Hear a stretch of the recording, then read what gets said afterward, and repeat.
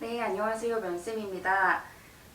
저희 1번, 2번과 경험 경력 기술서 작성법 앞서 1강에서 보고 왔고요. 여러분 1강부터 보시고 2강으로 넘어오셔서 나머지 3, 4, 5번 보시길 바라겠습니다.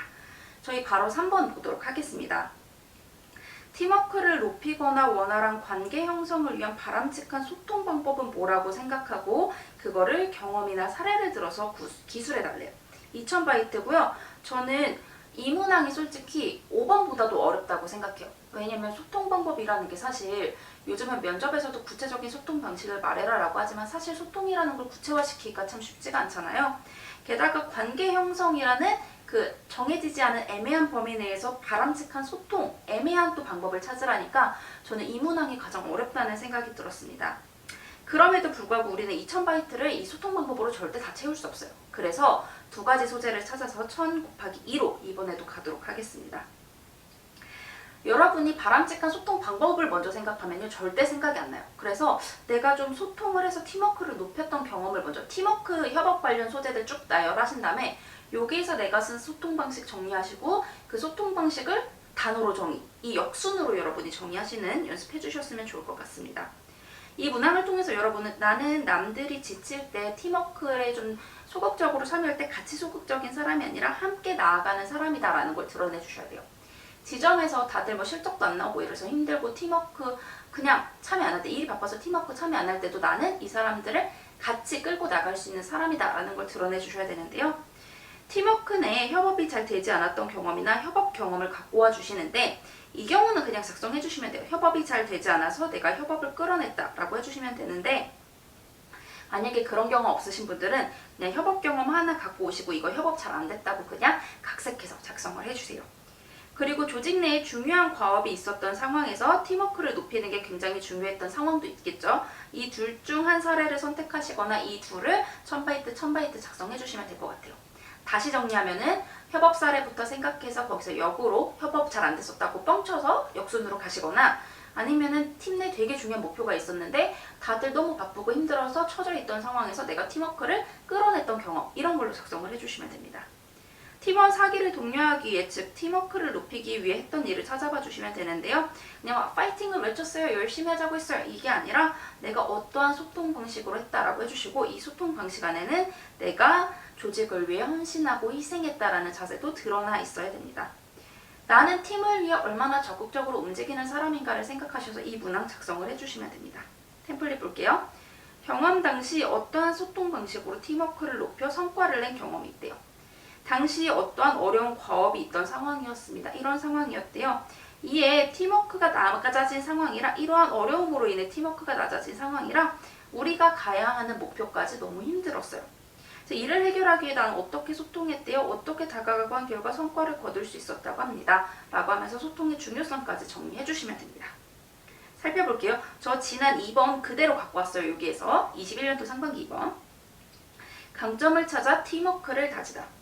타 공단 인턴 당시 팀원의 강점을 끌어내는 소통 방식으로 나만의 소통 방식을 구체화한 거예요. 이러한 소통 방식으로 팀 내 위기를 극복한 경험이 있습니다. 당시 기한 내 지원금 신청 서류를 접수해야 했지만 이러이러한 어려움이 있었습니다.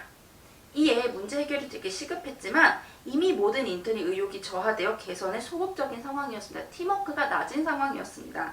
이런 위기를 해결하고 팀워크를 높이고자 가장 먼저 가능한 해결 방안에 대해 공유했습니다.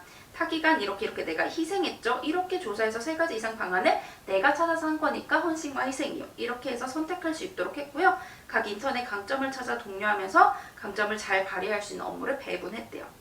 마지막으로 작은 성장도 칭찬하며 우리 소통이니까 이런 부분도 하나 정도 마지막에 들어가주면 좋을 것 같아요. 해결 방안을 실천한 결과 이렇게 성과를 낼 수 있었습니다. 이를 통해 서로 긍정적인 모습을 발견하고 독려하는 소통 자세를 갖출 때 조직이 이렇게 하나로 나갈 수 있다는 걸 알게 됐다. 입행 후에도 이렇게 하겠다면 딱 998바이트 나오고요. 이렇게 소재 2개로 작성해 주시면 돼요. 즉 이 소통 문항에서는 나의 소통 방식을 하나로 정리해서 이거를 2갈씩에 풀어주시면 돼요. 먼저 내 경험 생각하고 그 안에서 소통 방식 찾으셔야 됩니다. 소통 방식부터 찾으면 절대 여러분이 경험을 끌어내실 수가 없어요. 저희 4번 문항 보겠습니다. 지금까지 살아오면서 현재의 나를 가장 잘 나타낼 수 있는 경험이나 사례래요. 이거 솔직히 상반기 4번 문항 쓰신 분들 400바이트 빼서 그냥 갖고 오시면 돼요. 왜냐면 지난번에 2400바이트였기 때문에 400바이트 빼고 갖고 오시면 되고요. 아닌 분들 작성하실 수 있게 도와드릴 건데요. 여러분이 가장 드러내고 싶은 역량과 성향 중에 책임감이나 조직을 향한 자세나 고객을 향한 자세 중에 선택을 2개 해주시거나 하나만 해주셔도 돼요. 자, 여러분이 어떻게 작성하냐면요. 사실 이 문항은 복붙이 가능한 소재이기 때문에 저는 시간 많이 안 들이셨으면 좋겠어요.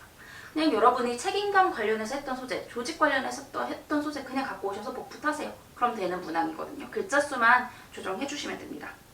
뭐 따뜻함이나 책임이나 적극성, 희생, 조직 우선, 배려 등 나를 나타내는 역량, 자세, 성향을 먼저 찾아주시고 그걸 발휘해 내가 했던 경험을 생각해서 그냥 간단하게, 특히 4번 진짜 힘들이지 말고 작성해주세요. 경험 당시 나에 대해 드러내고 싶은 자세 있죠. 책임감이든 헌신이든 이렇게 해서 성과를 낸 경험이 있대요. 당시 어떠한 상황이었습니다. 이 과정에서 실제 어떤 경험을 해서 내가 역량과 성향을 살려서 이런 거 일을 했다 그랬더니 성과가 났고 중요성을 깨달았어. 이를 통해 이런 거 했으니까 입행 후에도 할 거야. 간단하게 정리해 주시면 돼요.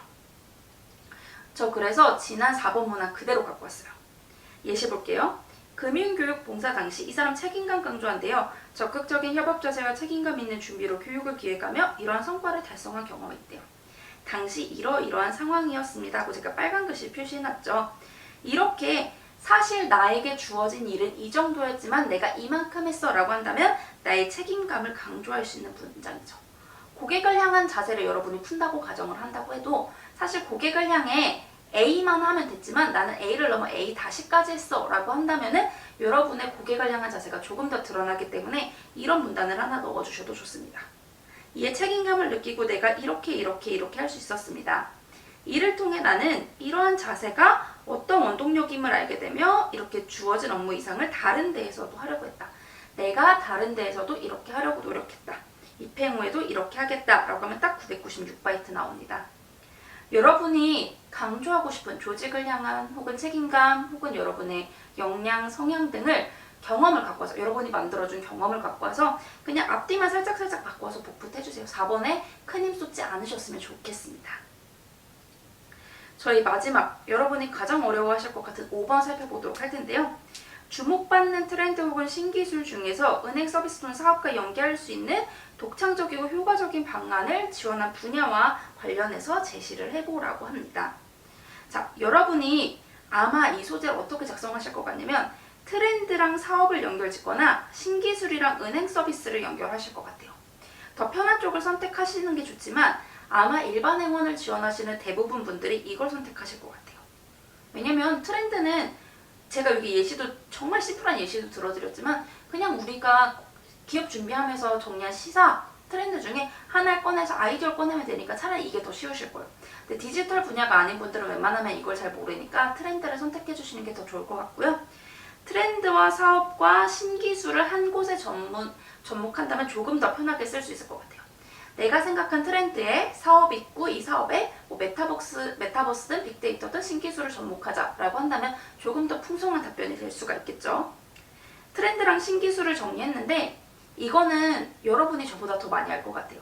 굉장히 심플하게 작성을 한 거기 때문에 뭐 ESG 친환경이고 너무 뻔하죠. 메타버스 다 뻔하니까 여러분은 여러분이 갖고 있는 지식으로 조금 더 구체적인 뭐 키워드를 찾아주셨으면 좋겠습니다. 트렌드를 선정할 경우에는 트렌드에서 이게 어떤 게 필요한지 이 트렌드에선 결국 내 통찰력 있는 관점으로 보니까 A가 필요하더라 라고 이 A를 얼마나 잘 찾느냐가 관건이고요.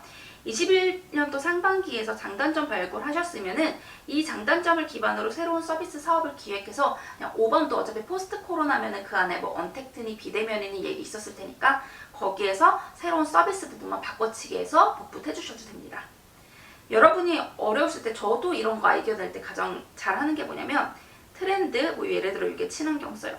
그럼 친환경에게 필요한 거 뭐 자원 뭐 이런 식으로 정리한 다음에 그럼 이거를 사업과 연계할 수 있는 게 뭘까? 이런 식으로 마인드맵으로 그려가거든요. 여러분도 이렇게 해서 조금 여러분만의 독창적인 방향을 찾아주셨으면 좋겠습니다.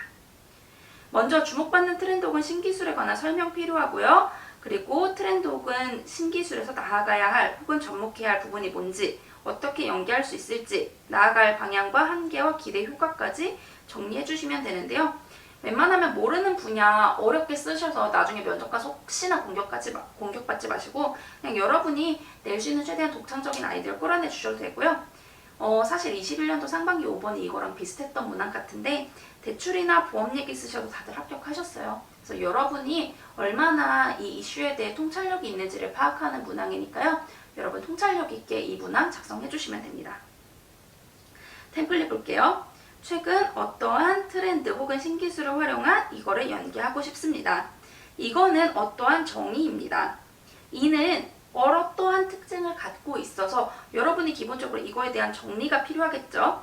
이러이러한 방향으로 나아가야 한다고 생각합니다. 라고 하면서 내가 예를 선정한 이유에 대해서 풀어주면서 이것과 은행의 접목의 필요성에 대해서 이 문단에서 언급해 주시면 됩니다. 이에 다음에 몇 가지 방향으로 어떠한 사업 서비스를 활용할 수 있다고 생각합니다. 해서 구체적으로 정리해 주시고요. 물론 아직 어떻게 나아가야 할 필요가 있지만 하고 한 개 풀어주시고 어떤 기대 효과를 기대할 수 있을 거라고 생각합니다. 특히 뭐 글자 수 부족하시면 IBK 기업은행에서 어떻게 성장할 수 있을 거라고 생각합니다. 라고 덧붙여 주시면 됩니다.